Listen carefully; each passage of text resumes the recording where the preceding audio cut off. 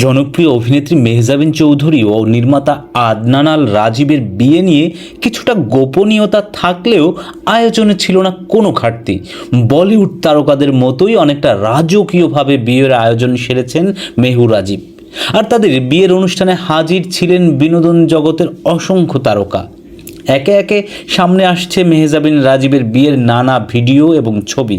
আর এরই মধ্যে মেহজাবিন চৌধুরী তার বিয়ের শাড়ি নিয়ে জানালেন চমকপ্রদ এক তথ্য।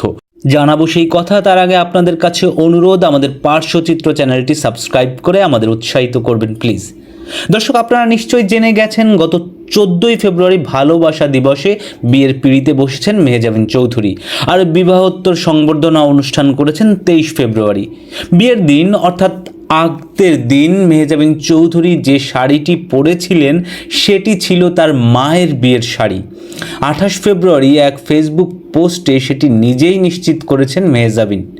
বিয়ের দিনের কয়েকটি ছবি পোস্ট করে ক্যাপশনে মেহজাবিন লিখেছেন, আমাদের আগদ 14ই ফেব্রুয়ারি 2025, ভালোবাসার দিনে আদনান এবং আমি আমাদের পরিবারের সদস্য ও কাছের মানুষদের উপস্থিতিতে বিবাহ বন্ধনে আবদ্ধ হয়েছিলাম।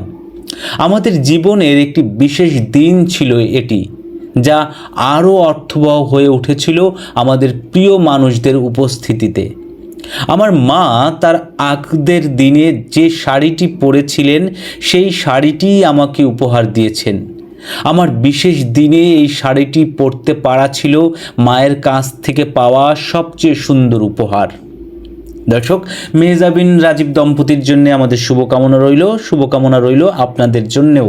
সাবস্ক্রাইব করে সঙ্গে থাকুন পার্শ্বচিত্র চ্যানেলের।